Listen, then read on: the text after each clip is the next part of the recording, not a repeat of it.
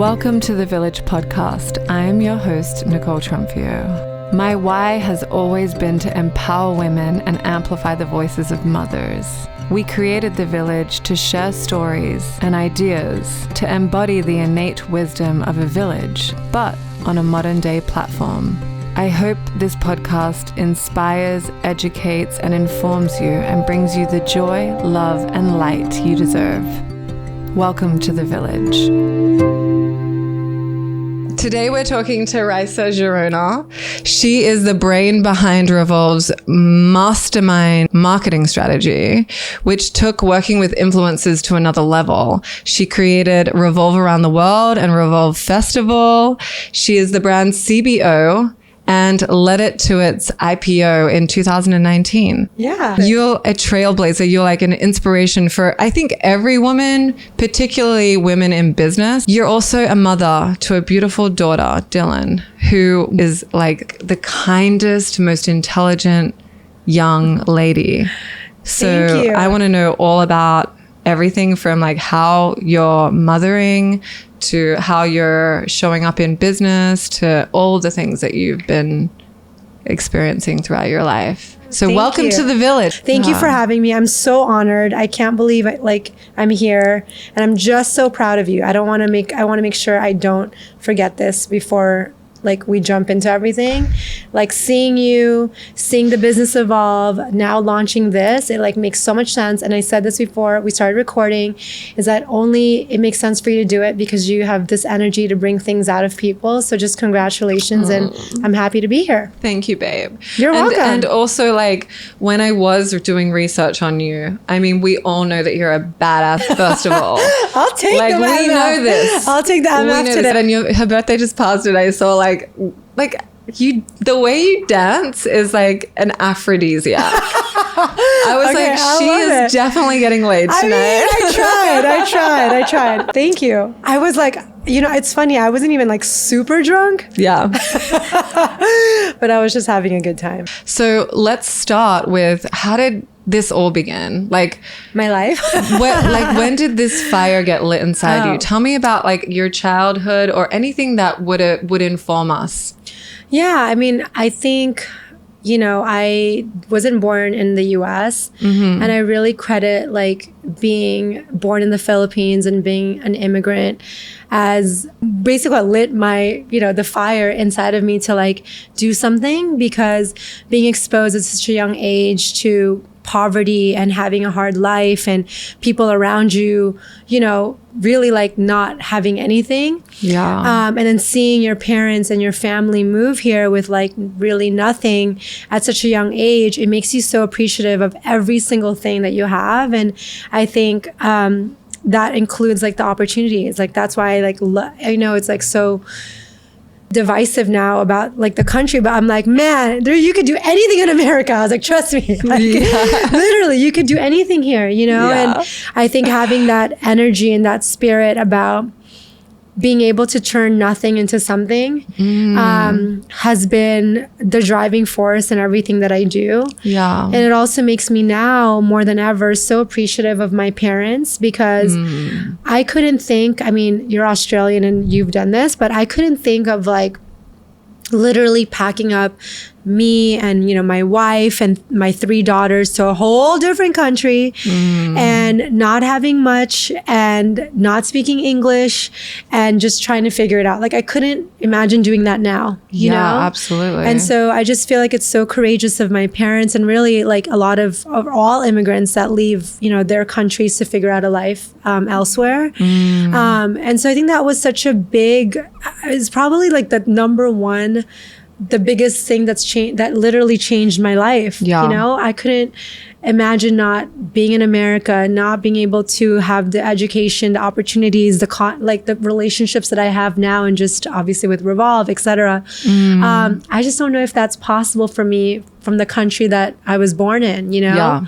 And so I'm just so grateful like to my parents Yeah. that they made that decision for me. Why and my did they sisters. make that decision? Was it for you guys, and did they have anything here already for them? No, not at all. So my dad actually moved to America 3 years before we moved in 1989, and my mom actually comes from like a pretty well-off family, but my dad was complete opposite, like super duper poor. Yeah. And my grandmother like did not like him because of that, like because she was marrying somebody that was like way like, you know, basically below like what she thought my mom should be marrying. And you know, there was no way for my dad to make it work there. And so he made a decision to move. And again, Because of your grandma? yeah. And just like try to make it on his own. Forge his own path. Yeah, exactly. And not take anything from her, and kind of, in a way, you know, prove her wrong. And he, you know, he really did that. You know, he figured out how to make a life for us. And, you know, and so I think, again, that tenacity and that courage to just figure it out, I think is something that I carry with me now. Yes. And again, even just like knowing that, man, like there's so many opportunities in this country that we take for granted, whether it's, you know, being able to start your own business, of course, like that's super duper, you know, crazy. You know, you can really kind of figure it out. Yeah. And so, yeah, I would say that's definitely the most important kind of life-changing decision that somebody made for me. Yeah. That forged my path. Yeah. And also I mean, that's such a bold move, right? For sure. And like, again, they didn't have like any money. Did they have anyone here? Barely. That it's so funny. 2 weeks ago, I was like, Mom, I told my mom and dad, we all still live here in Los Angeles. I'm super close to my family. And I was like, hey, let's go try this new restaurant or whatever. We all go there, and it happens to be that the restaurant is literally next door to the house that we lived in when we first moved to America. This just happened. All of us are emotional, and we lived in a back house. It was the 5 of us, a grandmother on like another side of the family, and my mom's sister. So there's 7 of us living in a 1-bedroom, 1-bath back house in 1989 when we moved, and we just all were emotional. First of all, we didn't even know that like this was where the restaurant is, and before, by the way, this was such a bad neighborhood, and now there's like this like fancy like freaking seafood restaurant that we were kind of just laughing about it. Yeah. And then, you know, the bill comes and it was like $300, you know? And so it was this kind of funny full circle emotional moment of like, we were just paying $300 for this house that we could barely afford. It was like a back house, and now we're just like dropping $300 just for like a meal, you know? Yeah, like it ain't nothing. It was just this funny like high five moment for like me and my parents. Yeah, just have that, and it just happened. So it's very like top of mind. It happened for a reason. Everything happens for a reason. I think right? so. Just as a reminder, you know? It is. And I'll never take it for granted, and I'll never forget where I came from. Yeah. And I think that that's the other thing that like I try to always be, you know, my feet on the ground. Yeah. I know that your success has come with a lot of challenges. Of course. And I know like that can really harden you,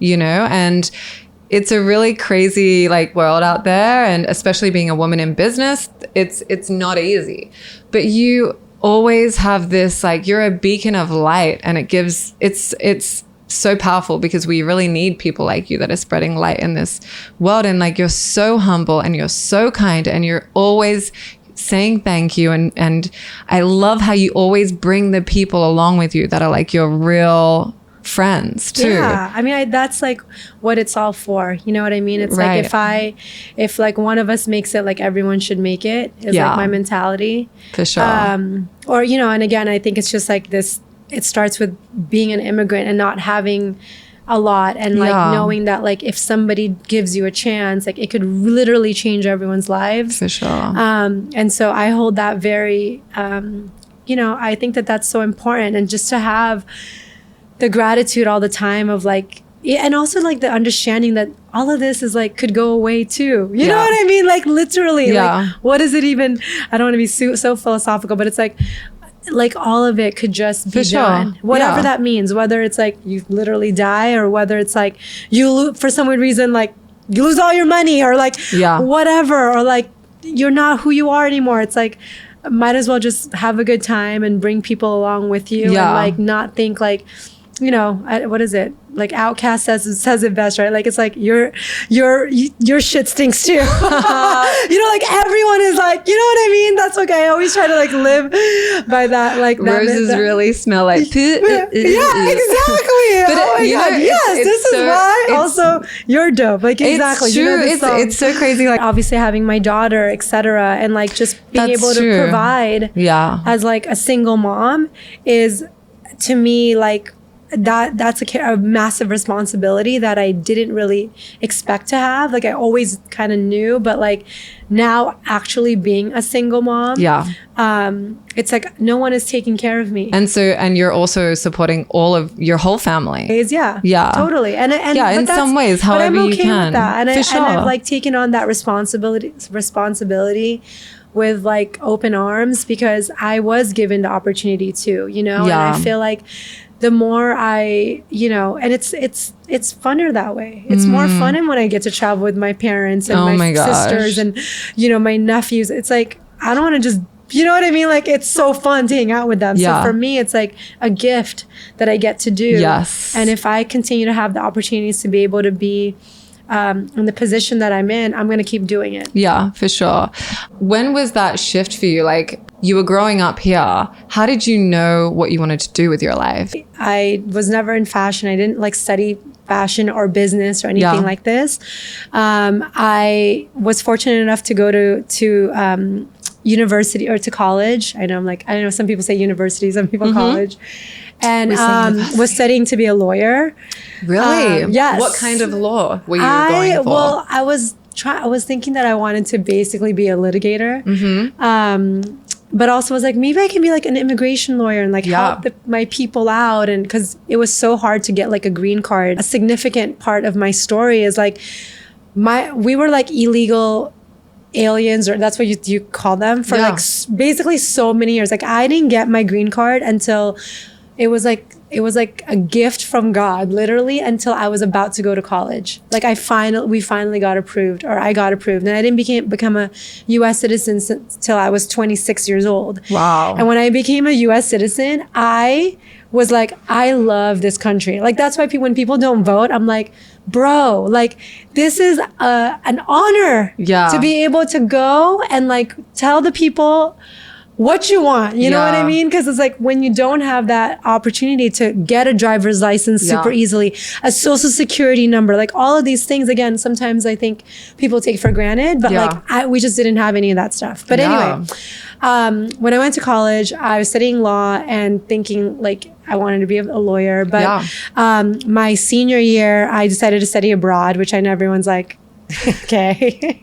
But when you study abroad, you're just like, out there living, and it was my first time ever. Where did you go? I went to Italy. Ooh. Yeah, and it was my first time ever out of the country. I mean, aside from being in the Philippines, like I'd never traveled anywhere else. Because you couldn't, right? I couldn't. I literally couldn't. And so when I went, I was just like, I was blown away. I was sitting in a tiny town in Tuscany called Siena, which is like so beautiful. And I was like, people have siestas? What's a siesta? Like what? Like why are there 4-hour dinners? Like I was so mind blown. Like I was just like, what is this life? And so I called my parents and I was like, hey, I just don't think I want to be a lawyer. And of course they like freaked out. They were like, all the money that we spent for you to go to college, like what? Like this is like a bad decision. And they were like, and then now you have to figure out what you're going to do with your life, and we're not like going to help you. Wow. They're like, you're done. And I was like, okay, which I completely understood. Like they helped for me to go to college. I was like, okay, this is not going to be the plan. So after college, I just like got a random job. And during that random job, I started like doing a lot of like thrifting. And I started selling all that stuff on eBay. But I was like, you know what? I was like, at the very minimum, I'll take a year off. Because I was still so young. I was like 21. And I'm like, if I decide to go to law school, I'll just like go to law school like after, but like they just were like panicking. And I was with my boyfriend who then became my husband. So I was with him for like 20 since I was 18. Wow. And so he was like, was he your first? No. I love that though. No, he was not my first, but literally I was with him for 20 years. Since you were 20. Yeah. Since, I was 18. Since you were 18. Okay, yeah. But like, and so he was like, you can just live with me. And he was living with his dad, who was super cool. And I was like, cool, I'll just live with you guys. And so we were living together. I was like working, and then I was doing my eBay side hustle. Yeah. And then after a while, I was like, oh, I want to like make like, if I would find a cute dress, but it was like too long or the sleeves were weird or something like was weird. Yeah. So I had this idea of like taking it to the dry cleaners because I knew that there was like an alteration to do alterations. And so I started using her to like make the dress shorter or cut the sleeves off and stuff. Yeah. And started selling it on eBay. And then soon, all of that sold way faster than all the vintage stuff. So you were making good money here. Yeah. So I was just like, oh, I should just start my own brand. This was like in 2007. Wow. And so I launched my brand, and it was my grandma's mother's name, Bridget Catisse, and Revolve picked up the brand. Wow. In 2008. They were like, all one of a kind. It's from vintage. Like, this is great. Yeah. And that's how I met Michael. Yeah. Who's like the owner or co-owner, co-founder of Revolve. Yeah. Yeah. Revolve picked up the brand. They quickly became like my biggest like account. Yeah. But then it was such bad timing. It was like the 2008 financial crisis. Yeah. And so by 2009, like I ran out of money. Mm-hmm. And like, I didn't know back then, like how to like raise and like do like, now it's like, all these people are like just raising money, like Series A's, bridge, like all this. And I'm just like, I just had no idea. Yeah, for sure. And so I had to close the brand, and it was so sad. But Michael was like, at that point, I'd known him for like a year, and this was like 2009. He was like, man, like, basically, like, that sucks. Like, you have to close your brand. Like, it seems like you're really hardworking. Yeah. Seems like, you are talented. Like, what about if we do a brand together? Yeah. I'll put up the money, but you have to do everything. Yeah. Like, you have to do the design, blah, blah, blah, blah. Or like, just basically, like, you have to run the company business. Yeah. Because I'm running like Revolve. And I was like, what a great deal. Like, I don't have to put up not $1, and like, I get to like have a piece of the company. Yeah. And like, okay, like I'm down, And so fast forward, basically we had Lovers and Friends. Yeah.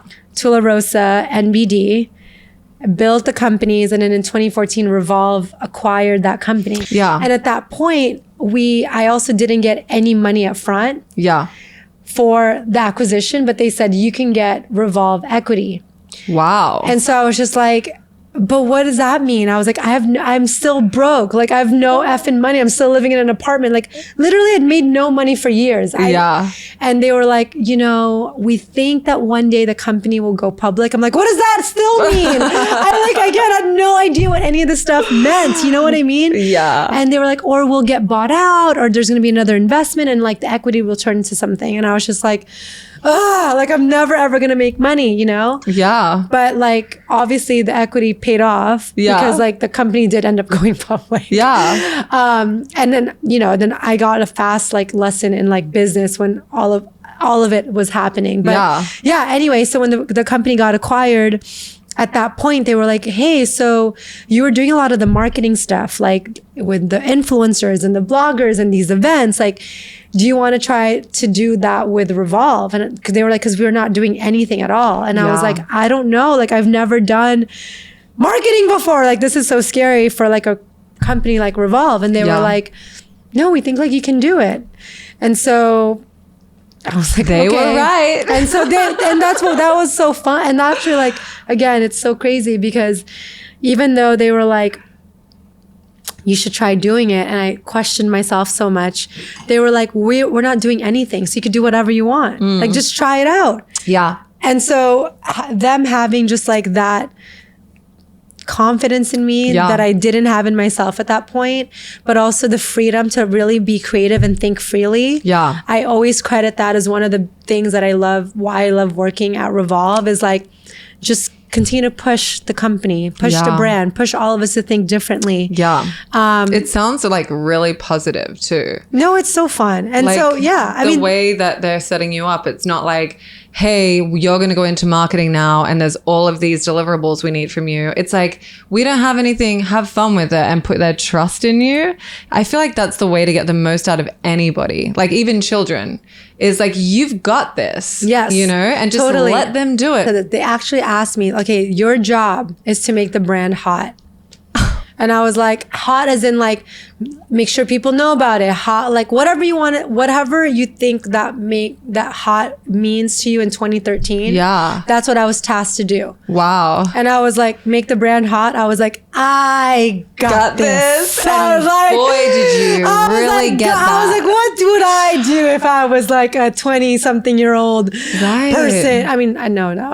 Like I was 30, probably 32 at that point. And it was like, that's why I was like, okay, when you're 32, you want to travel. Yeah. And you want to party. Yeah. And when you do that, you always want to look your best. Yeah.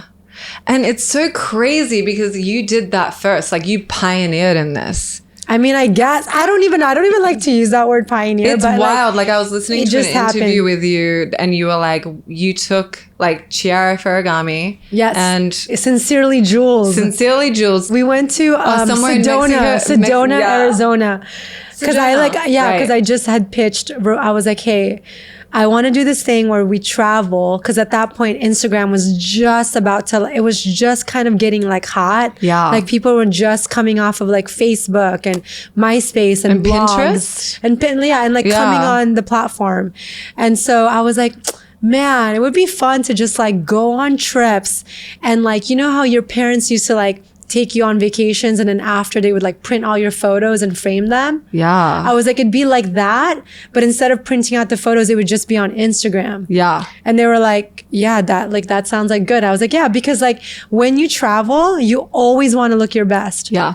Like even when you were little, like your parents would be like, this is like your vacation. Like these are, you know what I mean? You're going to Disneyland. Like, you know, you have to take the perfect photo. Like, you know, so I was like, okay, I feel like that's kind of like what I would want to do. Yeah. And I think having that exposure, studying abroad too. Yeah. And like, I never knew like Europe ever in my life, and seeing it as a young person, I was like, this is what people did in the summer. Yeah. I didn't know what that was until like I actually saw it for myself. Yeah. So it's so interesting because you're really drawing all from your childhood. Yes. And that's why it's like, it's so crazy because Revolve is such a big company, but when you do these events, they have this feeling of like light and authenticity. Oh, and it's coming from you. Right? I mean, it's crazy. That's the thing. You're like, I don't know, because you're just doing it. I guess. You're just doing it naturally. It's like organic. It's in flow, we would say, in flow. I guess I'm in flow. I love that word. Flow.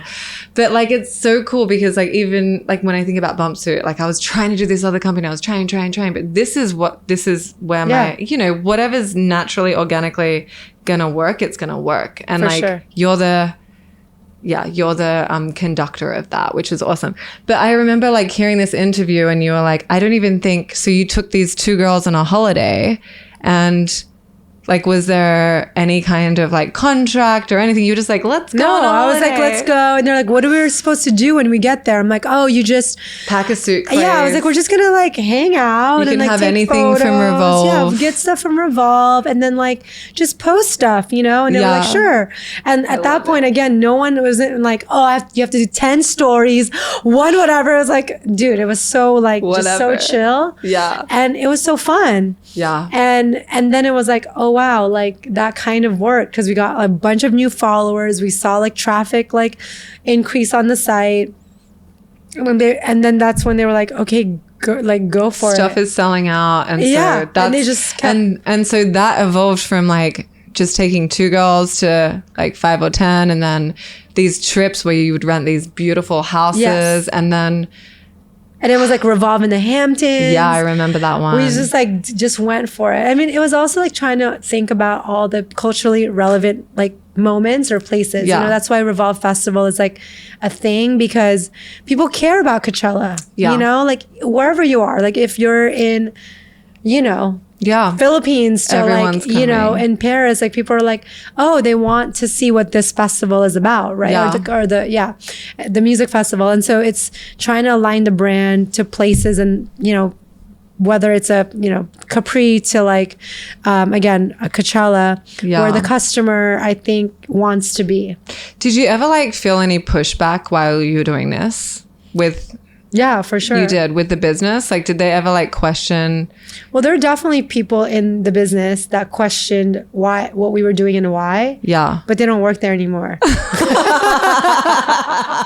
love it. Because Point blank. Well, I mean, not only because... Never question the queen. No, only, I mean, I questioned myself too, but it's nice to have the support of like Mike and Michael. Yeah.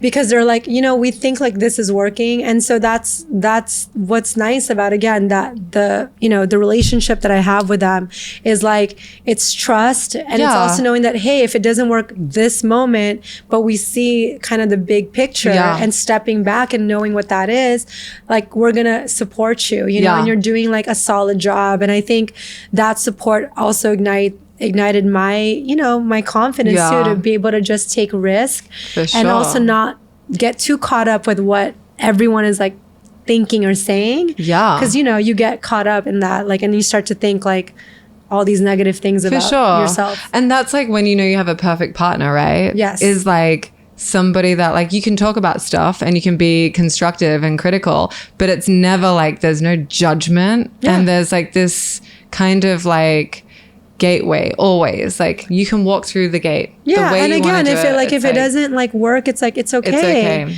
you know, and like keep going. And and that's again like the, you know, the mentality that they have, and, you know, it's company culture also to be very like entrepreneurial.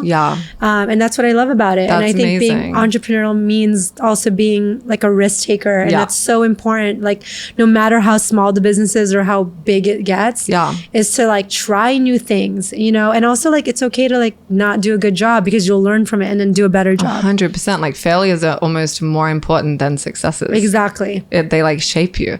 So at what point in this journey did you decide to have a baby? So I did it. Yeah. I honestly never knew if I wanted to be a mom. Yeah. I thought it was very like scary, which I'm sure all moms think. And, and I never felt like I was going to be ready. Yeah. And I know people say like, no, like no one's ever ready. But I meet women that are like, I can't wait to have a kid. Yeah. You know, I meet women that are like trying to have a kid. You know, I just was never like in that zone. I think I was very like, at that point in my life, like very career oriented. Yeah. And I honestly got pregnant accidentally. Yeah. And I found out on the weekend of Revolve in the Hamptons on 4th of July. And I cried. And I was going to be in the Hamptons for 4 weeks. And you couldn't partying drink. Yeah. In the same house with like girls all like for 4. I was like, God. This is going to be hard. Oh my, I can't even imagine. You're like, fill my shot glasses with water. Exactly. No, I couldn't even tell anybody because I was so early on too. Yeah. But were you on any kind of birth control? Because it's so common that women get pregnant on birth control. No, it was literally, I don't know if it's TMI. Okay, like stopped taking birth control because I was just like, man, I've been on birth control since I was like a teenager. I was like, I need to stop. And literally the one time I got pregnant. That's why I was like, man, I'm like so Filipino in that. I'm like fertile. Yeah. You know what I mean? Yeah. So I got pregnant. But it's also like, it was meant to be. Yeah, no, and you know, course, sometimes like, you just can't stop the universe. No. But what did you do? Aside from crying? The month? Yeah. I had to fake drink the whole time. Did anyone catch on? No one caught it. And I was like, oh man, this is cool because everyone knows I'm down. Were you having a good time still? Yeah, I mean, I was just, it was like very, I was conflicted because I was like, man. Emotionally. And also I had to like stay up. Because if I like went to bed like at 10 or 11 or whatever, people would be like, what's wrong with you? Like, are you tired? Like, you know what I mean? Yeah. So I had to just keep that same energy as if I was like not pregnant. Yeah. And partying, like, it was crazy. Like we would all stay in the same house. Yeah. And it was like an 8-bedroom house. Yeah. And you would have girls that arrive on Thursday, leave on Monday, and repeat And so you would, from Monday to Thursday morning, it was like the staff or the team. Yeah. And then you do it again. And you did that 5 times. So we were there for 5 weeks. And you didn't tell anyone during this time? I didn't tell anybody. I don't understand. Like, how? I know. I was just like, yes, tequila. Like, yeah. But again, it's funny. I was like, no one really checked my drink or like whatever, because they were just like, yeah, this bitch is going to drink the drink. Right. Yeah. But yeah, no, I was pregnant. Wow. And so how were you dealing with that with your partner at the time? Well, we were just like both, I think, very like shocked. So I was married, and I think we were just both like, man, I can't believe like you're pregnant. Like, oh no, like we're in the Hamptons, the whole thing. But it's like, you know, we just were like, okay, we're gonna like at this point, I'm like, I was 35 already. Maybe even, I was 35. So I was like, we're gonna have a baby. And also we'd been married, we were married for 5 years. Yeah. Been together since I was 18. Yeah. So I was like, okay, like we're gonna have this baby. Yeah. So honestly, for like the first, like I would say 3 to 4 months, I couldn't even believe that I was pregnant. And I didn't tell people I was pregnant until I didn't tell my work I was pregnant until I was 5 months pregnant. Wow. Yeah. Because I think I was just like stressed. Like, what am I going to do? Yeah. And that was also like leading up to the IPO. Yeah. And so were you kind of like worried about like your position at this point at the company? At that time, I didn't realize how worried I was until I was out of it. Yeah, for sure. And it's dumb. It was like me just being, it was, no one cared. Yeah. I was the hardest on myself. Well, you're also probably like looking at what's happening like universally. Like your relationship with them, obviously they're going to be like, it's all good. Yeah. But like universally what happens to women is like not always that. For sure. Yeah. And I was just like, man, like, you know, because I lived a brand life so much. Yeah. I was just like, how am I going to be after the baby? And like, I'm like, literally, like, what do I even wear when we didn't have BUMPSUIT, you know, when I was pregnant.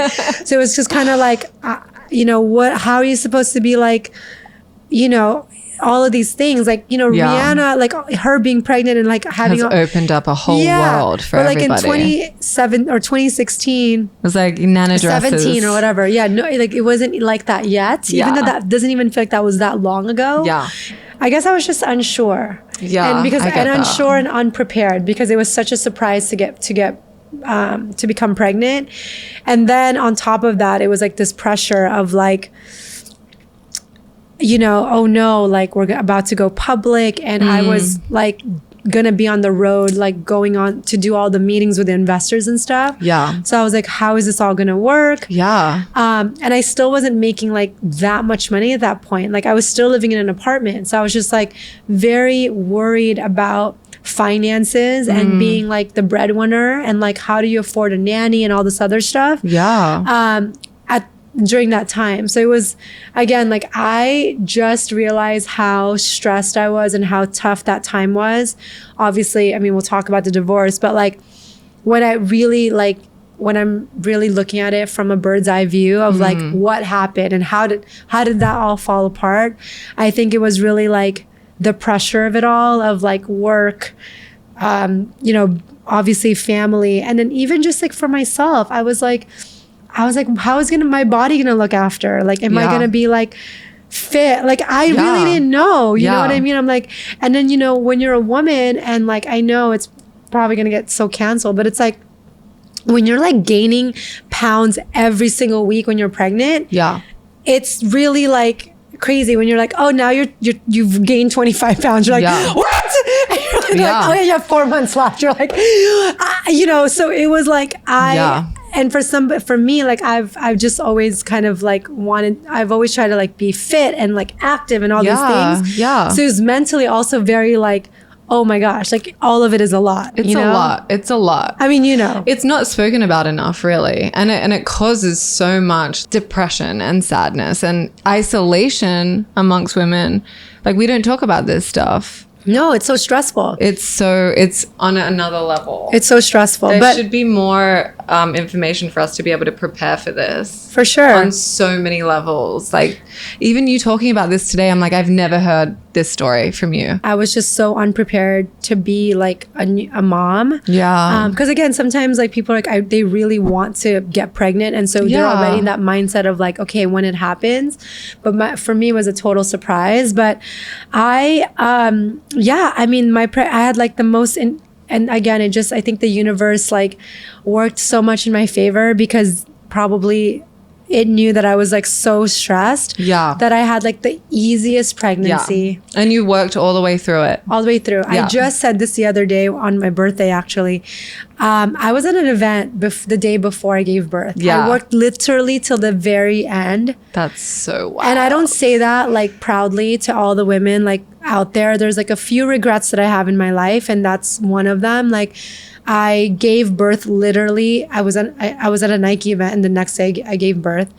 And then I gave birth on a Saturday. Yeah. I was on a call on a Monday, and I was at Revolve Festival 7 weeks after. Wow. And I don't say that like, oh my God, I'm like the baddest bitch alive. It's like, why didn't I just take the time off? Like, I'm so like I was so hard on myself. Did you want to though? Did you want to take the time off? Some women do, some women don't. I think I was so like just trying to like do everything, you know, and like just jump back into everything that I was like, I have to like be at Revolve Festival and I have to be on this call because we're all planning Revolve Festival, and no one really made me feel that way. I made myself feel that way. So I wish I took the time off, you know, and like taking photos with like Emrata and Kendall Jenner 7 weeks after you gave birth is also not chill. You know what I mean? I was like, why did I do this to myself? You know what like it was just like, again, I look back and I'm like, oh my gosh, I wish that like I was just easier on myself. Yeah. But I you know, that's just kind of what happened. Like I just literally jumped into everything and just worked to the very last second. If I ever get pregnant again, I would never do that again. Yeah, you would just take the time and be present. I'd be like, I'm sorry, I'm taking like 6 months off. But it's so crazy because I think a lot of women, especially on the first pregnancy, you kind of go through this kind of like emotional internal experience of like, how am I going to do this? How am I going to provide? How is this going to work? Like there's so much anxiety around it. And a lot of women like do their best work in that time, like start businesses during that time or come up with their life purpose during that time. But yeah, I mean... How was your like birth? So the pregnancy was great. You go to this Nike event. Yes. Then you give birth the next day in a hospital. Yeah, in a hospital. So that night there was another event. Yeah. And again, I get teased till this day. I send a text to we're on a like, you know, a text thread with everybody on the team. Yeah. And I'm like, hey guys, I don't think it was like at a club. And I was like, hey guys, I don't think I'm going to make it to the club tonight. I was like, I feel like I'm tired and like my back's hurting. And my due date is like a week. So I didn't know, I'm like, when I'm going to give birth. Yeah. And they were like, oh, okay, like feel better. Like, see you. I don't know. Like, who knows when you're going to give birth? And then like, I sent that text me like 9 p.m. By 4 a.m., like literally having like contractions and stuff. Yeah. And then I had a doula. And so she like, I wanted to try to like, basically like just try to be at home for as long as possible. Yeah. I'm super claustrophobic. So I had this like vision if I was like at the hospital with like, you know, the IVs and stuff, not being able to move around. Like, I don't know. I was like, I just want to try to be at my house and then like go there when I have to. Yeah. But she came over, like I just, you know, the contractions were like fine. She probably came over like around 10 o'clock in the morning. Yeah. And then basically like she was like, okay, like giving me massage. It was like, it started to become so painful. Yeah. I did the bath situation, so amazing, all the positions. Yeah. And then finally she was like, I think that you're like 6 to 8 centimeters dilated. Wow. At home? Yeah, at home. And she was like, okay, we're gonna go now. Literally on the way to Cedars, I'm like dying. I was like, dude, like, this is like so painful. Just like so painful. But she was so incredible because I felt like I was in this like, just like this weird, like just state of just breath work. Yeah. I know that sounds very weird, but it was like almost like I was just meditating and just was like, you know, breathing in and out. And it was like as much as painful as it was, but it was almost kind of like out of the movie. I get to the hospital, we're in the elevator, and like right when the elevator doors open, I go down on all fours, and my doula goes, she's about to give birth. And then the nurse comes over and she goes, everybody says that. Literally. She's like, everyone says that. Yes, like, I'm all fours. I'm like dying. So they take me to the triage room and she goes, you're 10 centimeters dilated. Get out of here. Yes. And I was like, oh my, and then I was like, oh my God. So they're like, you have to change right now. You're going to give birth like right now. No time for an epidural. No way. So then so I'm putting on my gown. I lay down and I was like, can you guys give me the epidural, please? I was like, it's so painful. And then the nurse goes, we can't. Like, you're so far in. Oh my God. Yes. And so my doula, Andre, who's this incredible woman, just looks at me and she goes, you can do this in 30 minutes. And then I went into fucking beast mode. I was like, 30 minutes? I was like, I got this. I was like, that's nothing. Literally. They didn't even put an IV on me because they were like, you're about to give birth right now. Like, all you have to do is like push. Yeah. And my doctor didn't even come. Yeah. Because it was just like no time. So you had a bunch of women around you? It was the best. All women. All the nurses. I've never been so like, I love your birth story. Dude, it was like, I didn't even think that this could be possible. And it was all women. Yeah. And my husband my ex-husband, and just like breathing it out. And it was so crazy. Not having the epidural too is like, you actually dictate because you're just like, oh, now like there's no contractions. So you're just like chilling. Yeah. Okay, now I'm going to get one. So like now I can push. And that was crazy. I didn't know any of this stuff. Of course, it's my first time giving birth. Yeah. And then the only time I was frazzled was when my doctor finally got there and he was just like, why didn't anybody call? I was like, just like I have two questions. So this is so incredible because like the fact that you labored at home is I think where a lot of people go wrong, is like going to the hospital too soon and then the intervention happens. But also like I want to know who your doula is. She's the best. What's her name? Where can we find her? Oh yeah, Andre. She's this half Japanese, half Black woman. Yeah.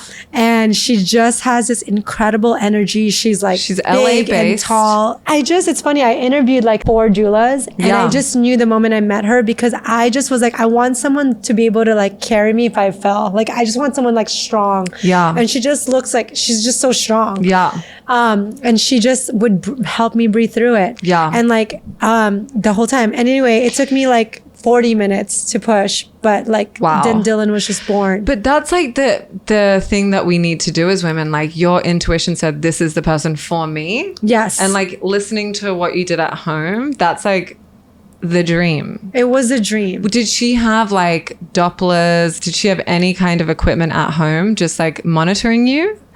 Yes, she did. And also she was kind of also feeling like my cert. Like so she was really she was on it. Yeah. And towards the end too, she was like, you're going to hate me. But after the bath, after all the positions, she's like, you're going to have to walk. You're going to walk with me up and down this block. And she was like, I'm going to carry you. She's like, because it's going to really relax you, even though you don't think that. And I was like, I can't do it. And she was like, you trust me, you can. And like, you're going to walk because you need to settle down and you need to drop the baby even more so that when you get to the hospital, you're just going to push. And like, I walked like twice. And it was so painful. P.S. It's so painful.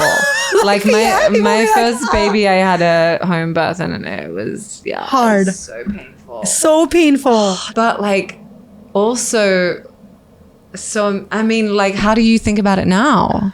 That's why it's I'm like, magical, oh man, right? It's so magical. And it's honestly like the best drug ever. It's drugs. Your body's producing exactly. drugs. Like after I gave birth, I was like, probably for like 3 months after, I was like, I could do anything. Like, tell me, go. Like, what do you want me to do? Like, I could do anything. Like, that's what I felt like. Yeah. Because also after like I gave birth, the very next day, they were like, you could just go home because like you are no longer numb. Like you could walk around, you could do all these things. You didn't have any tear or anything? No, and no tear. Get out of here. Which is again the other thing about not, I think, doing a natural birth is like that's what I'm saying. You can feel when to push. Yeah. Because if you are numb, you are just pushing without unconsciously. For sure. So, but obviously everyone's different. No, but like there's so many variables that go into play. But like Wow, your story is like... But yeah, I was very lucky. You're the poster child. I know. I was like, man, I know. I always say, like, if I ever again get... But like, you found your person. You know what I mean? Like, I went to go visit doulas and my intuition said, choose this couple. It was like a German and American duo.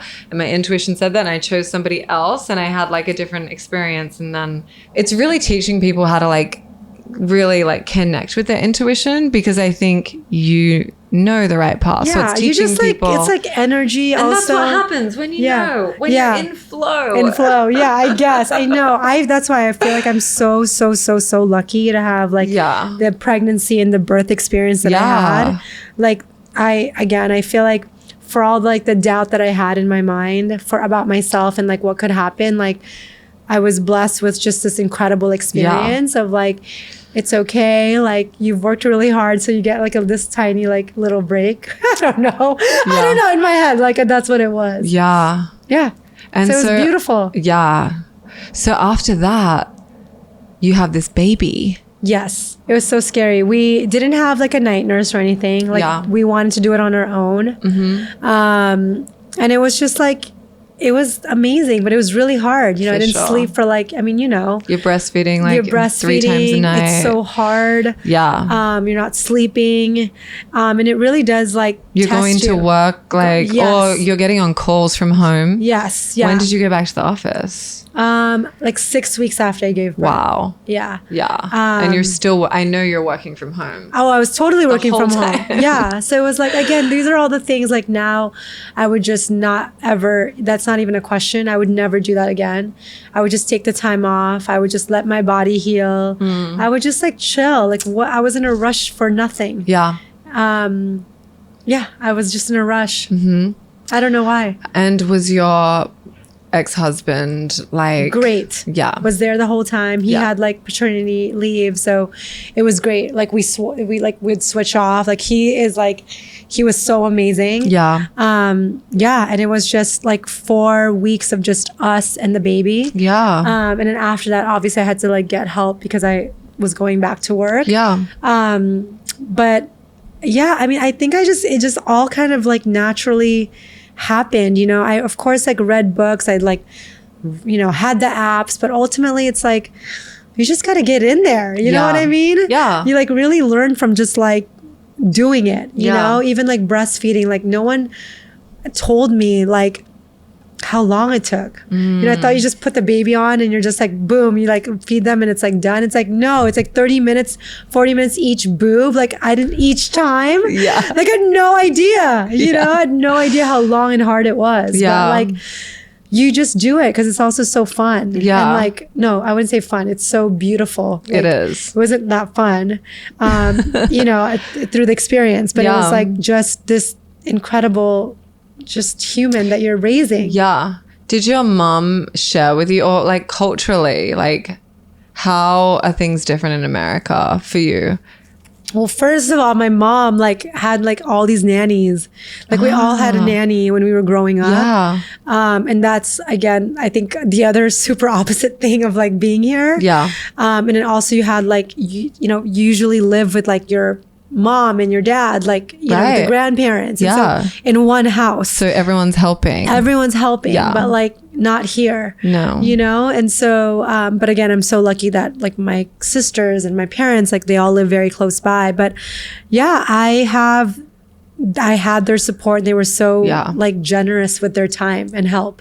So you had a lot of family around helping you after. For sure. Yeah. And like pretty immediately too, that like I remember the first like Revolve trip I went to was in Ibiza, and Dylan was 3 months old. So I just started taking her with me everywhere. Oh, you took her to Ibiza? Yeah. That was our first. And like, you took like someone else with you? At that point we had a nanny. So you took her with you? I took her with me, and I was just like, you know what, like this is just my life, and kind of again didn't think too much about it, and was just like, I'm gonna just figure it out, and have Dylan, you know, acclimate to what my life is, you know, instead of just being like, I'm gonna drop everything, which again in hindsight, like there could have been things that I would have just done to like stop everything, but in terms of like, you know, again, my life of like the traveling and whatever, it's like, well, this is what it is. Yeah. You know, you're going to have to like roll with me. Yes. And she did. She traveled with me everywhere for like the first 2 years of her life. That's amazing in itself, because a lot of parents would be like, leave the baby at home and go do your thing. But it's like I was like breastfeeding. Yeah. So that was like another thing. We didn't give her like any formula. Yeah. So I just felt like the easiest thing was just to like bring her with me and breastfeed her. Yeah. That's such a gift for her. I know. It's so fun. It's so amazing. I did that with Zion too. I took him everywhere with me. And it was like just the best. Like, it's so hard when you have 2 or 3 kids. It's like not as possible, but I think it's so awesome to just bring your kids around as much as you can. Like I see you bring Dylan to like some events sometimes or things, and it's like for her to see you do what you do is like the biggest impression that you could make on her. I think so. I mean, now it's funny because she's like, you know, like likes to do it. Like she'll be like, I want to go to an event. Like I love like events or whatever. The other day we were swimming. We were at the chateau for my birthday, and she's like, everyone, she works at Revolve. And I was like, don't tell people that. It's so embarrassing. Like she's just like also like proud of me or something. So it's like proud so of you, babe. cute. On your birthday, she was like, know. I am so proud of you. No, she was like, well, I didn't want to like go out to dinner because I was hungover. But that day was like my actual birthday. Yeah. Or I was like, fine, we'll go to dinner, but like let's just go low key. And she was like, no, like it's so special to me because you're like one of my parents, and so like I want you to have like a special birthday. So like basically like we have to go out. And she was like, I just like love you so much. And I was just like, I literally was like, put on a dress, and I was like, let's go. You know what I mean? Like it's so sweet. When I saw her saying that and the way she was saying that, I saw you. Oh my gosh, I saw you in her, and it's that's like you're gonna make me cry. Thank you. That's the beauty of like parenthood. Yeah, is like they're a reflection of you, and I can just tell you're like the best mom. I mean, I'm half. What a sweetheart. I'm half her. Obviously, her dad is incredible too. I think it's like we're always like aligned on like, or try to be aligned, of course, on parenting styles. Yeah. We also took parenting classes, which I really feel like was like the most important. One of the key things two things that I think have been key to like raising her. And who knows how she's going to turn out. She's only 5, but like we've done so much therapy individually. Yeah. Like years of therapy of like knowing, you know, all your traumas and really like putting it all out there. Yeah. I think that really does help you just become like a better parent, because you're just like, you know, you can see yourself in things that you say, you know, or see your parents and like catch yourself. Yeah. You know, so I think that's one, and that's something that, you know, I'm really proud of because it's just literally been years. Yeah. And then the other is like the parenting class. Yeah. Just because, you know, I also approached pregnancy and parenting as like as if you were doing a triathlon and you've never learned how to swim. Like that's why when people ask like, why do I need a doula? I'm like, imagine if you're doing a triathlon and you don't know how to swim. Yeah. You need a coach. You just want someone to tell you what to do, when to do it, just a support system. Yeah. I also interviewed like 10 moms before I gave birth. Like 8 of them were working moms, 2 were stay-at-home moms. I asked them all the same questions. Wow. And that's actually how I knew also to get a doula, because 9 of them got a doula. Yeah.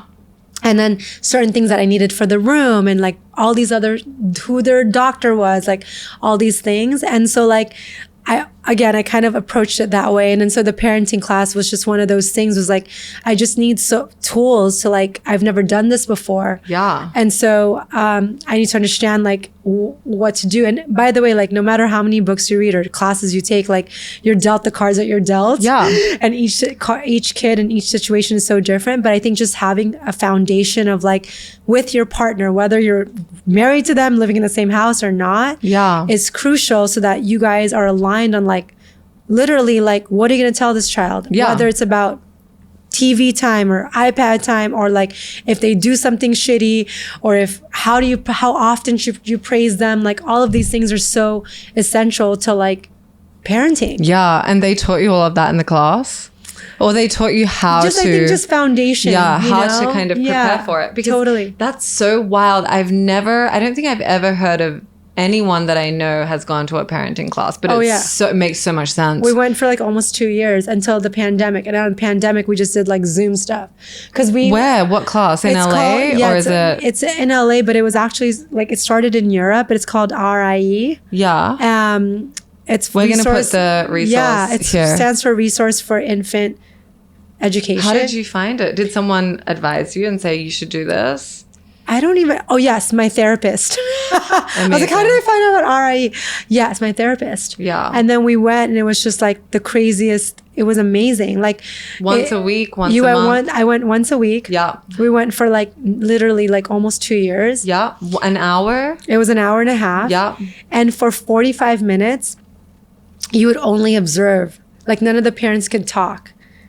And you just look at the kids and then you see how like even if they have a little disagreement. So did you do this before Dylan was born as well? No, after. Just after. Yeah, because you have to bring the kid. So you go with her. Yes. Yeah. From what age? So you can start going for 3 months. 3 months. But we started taking her when she was like 7 or 8 months, I think.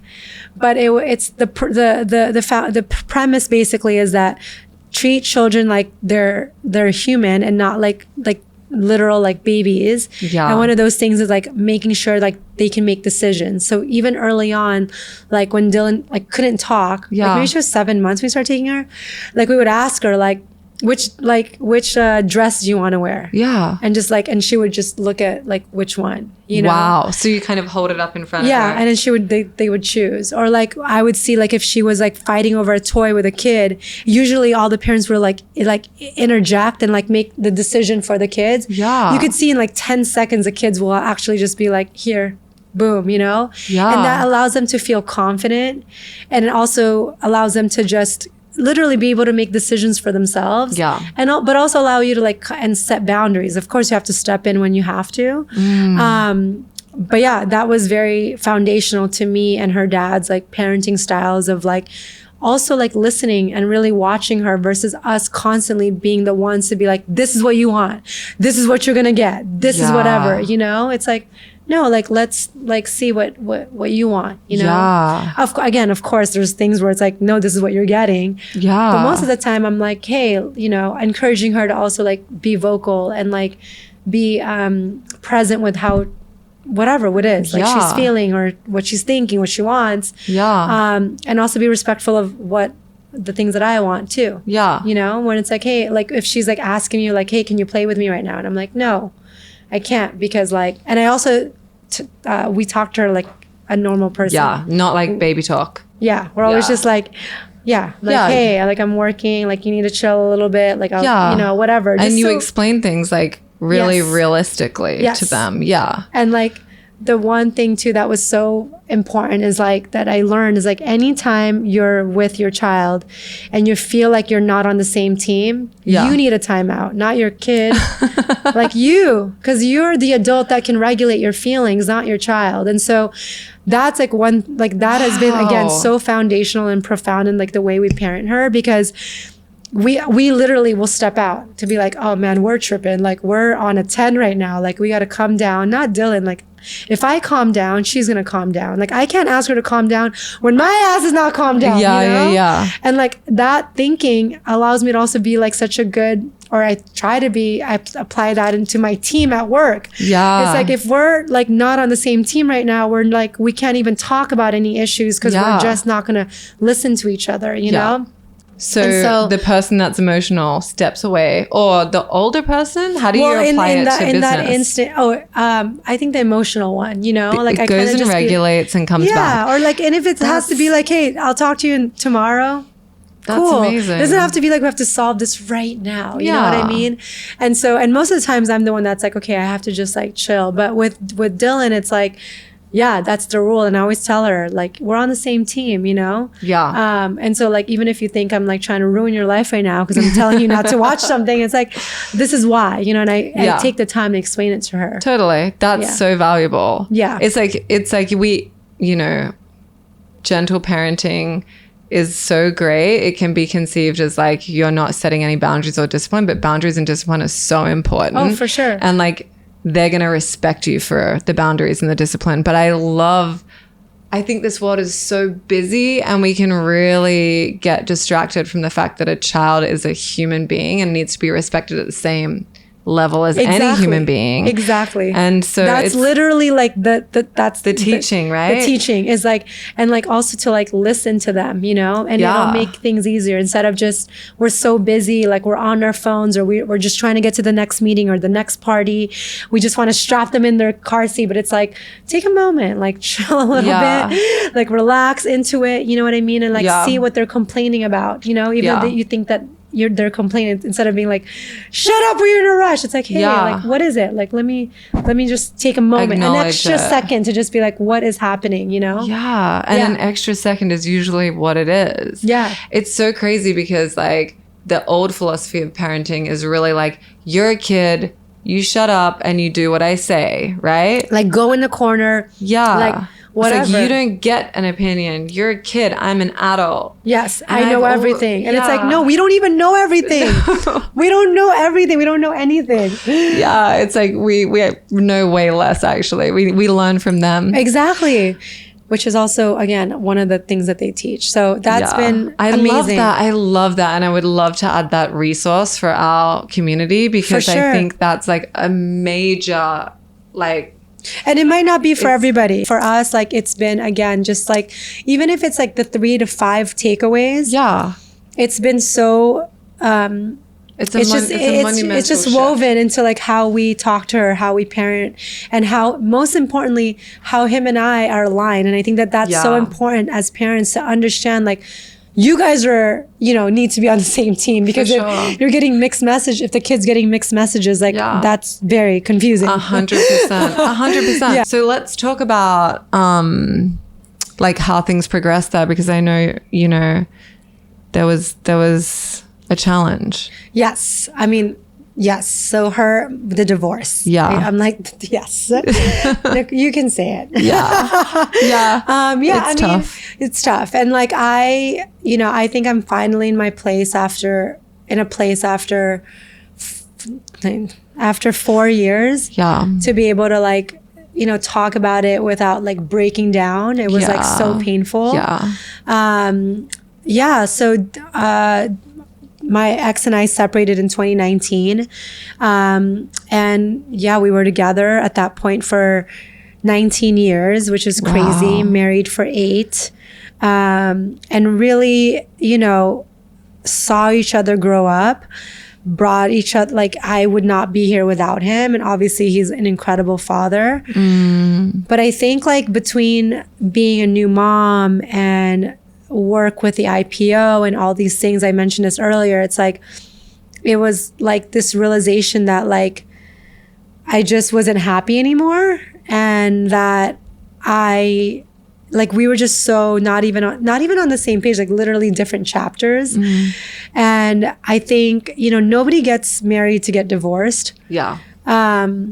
And so it was painful. And I didn't even after I moved out and even after I filed for divorce, like I didn't even know if that was the right choice, you know, because Dylan was only 2 at that point. Yeah. She was so little. Yeah. And so I carried this burden with me for so many years of like, you know, that I really like ruined our family. And I think that's actually one of the reasons why Dylan is, you know, people say to me all the time, like Dylan is so mature and she's so emotionally aware. And I think honestly, it's because she's gone through so much as a kid. Yeah. You know, like having to switch homes and, you know, seeing, I'm sure, her dad and myself like break down multiple times, like so many times.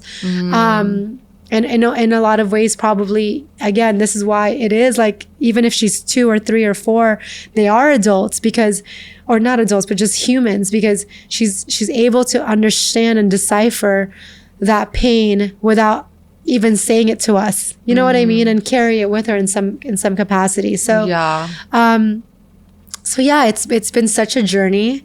I think, you know, I'm so happy that, again, it took me so many years. Like this is why I think I just had the best birthday, because I think finally in the last 6 to 8 months, finally like forgave myself. You know, I gave myself like just like a little bit of like grace and just like being like, you know what, instead of being like you're such a bad person or you didn't do a good job or like what a failure and like so much shame also, like no, again, like telling my parents I was gonna get like divorce is like, again, nobody wants to get divorced.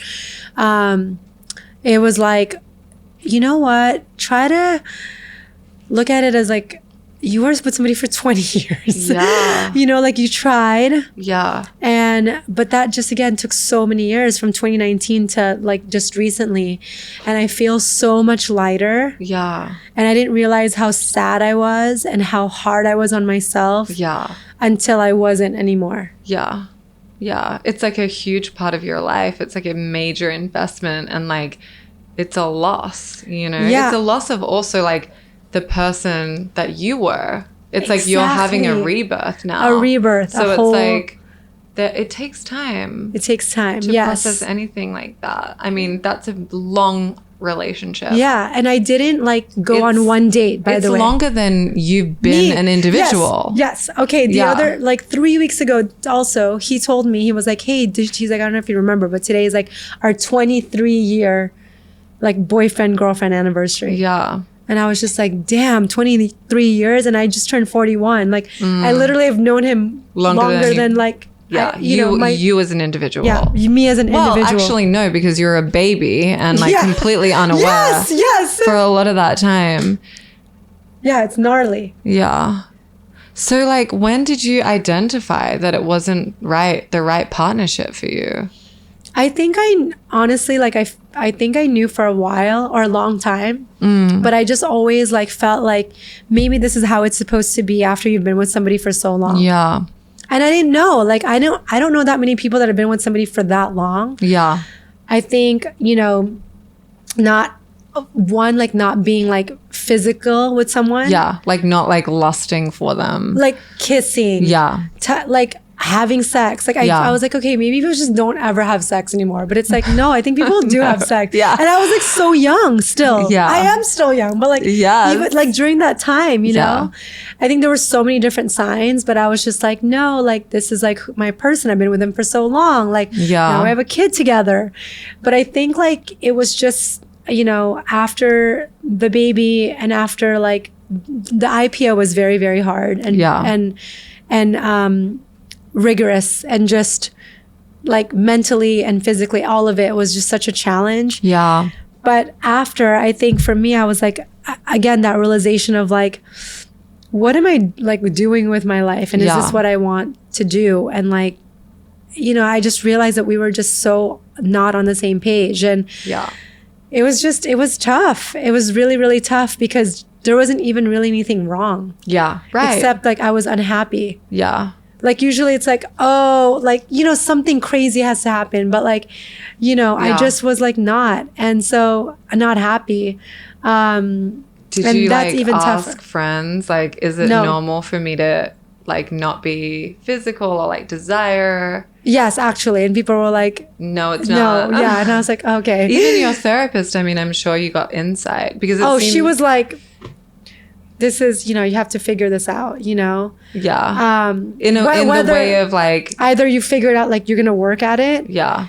But at that point. But she was like, this is not normal. Yeah. But even after like I moved out and we were like trying to figure it out, I just kind of was like, I still am so unsure. I don't know. I wasn't like fighting anymore, which is also kind of like probably a big like indicator of like, it's probably not what you want. Yeah. Because I will, and again, that was hard on me because I'm like, you fight for everything. But I'm like, man, 20 years with somebody is like a long time. Yeah. And yeah, so it was very, very tough. And like, it was tough on Dylan, even though she was so little. Because people would be like, you're so lucky that she's so young. She won't remember all this stuff. Yeah. But I really think that it had an impact on her because we saw it. Even till this day, like, because she's so young, there's nobody, like, for instance, there's not one person in her class that their parents are divorced or have two homes. Wow. Yeah. Which is understandable. She's like in pre-K. Like, why would people be divorced, right? And so for her, she's constantly being like, like, oh my gosh, like Nicole, like it's so sad. Like she'll be like, she'll just say like, it's so hard for me. Like, okay, like she literally said this to me like 6 months ago.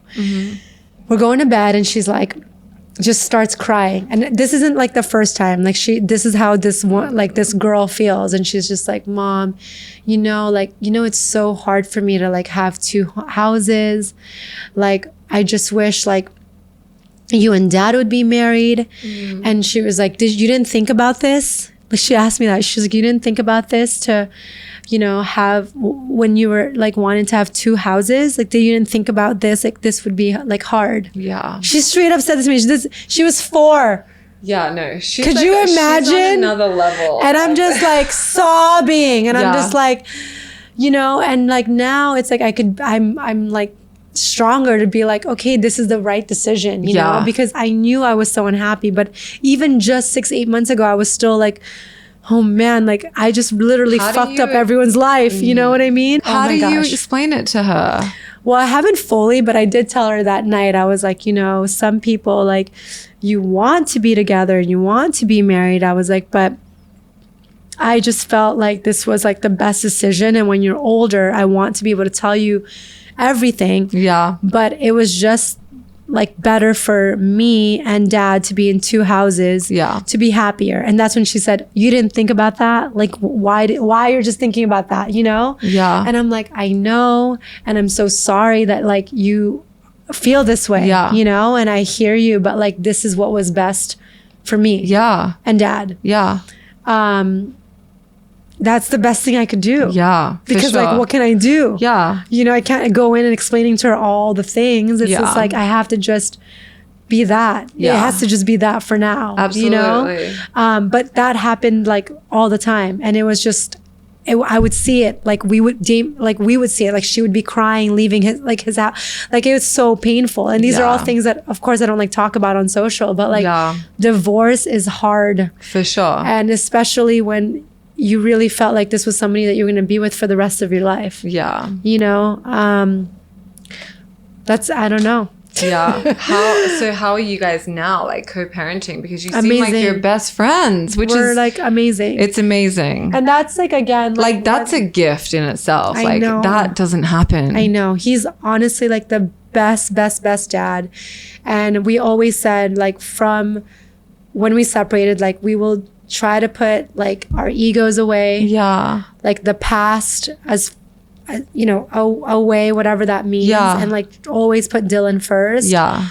And there's definitely so many times that, it was so hard, but I'm so proud of us. Like we've worked through it and we're in such a good space. I mean, we go on vacation together. Yeah, I see. Like he's, that's even amazing. Yeah. Like, I mean, today, like he's at my house literally because it's my day with Dylan, but I'm, here with you. Yeah. And so he's literally chilling at my house with her. We're probably gonna, we see each other 2 to 3 times out of the week. Yeah. Have dinner and like, Sunday is always like our family dinner with Dylan. So we always make sure. And you guys both have dinner with her together on Sundays? Yes. Wow. And then maybe one other time during the week. Wow. Yeah. That's amazing. Yeah. It's like a standing, like that's what it is. Yeah. Yeah. Because it's like, we still like have so much love for each other. It teaches her to like choose yourself and be authentic to yourself.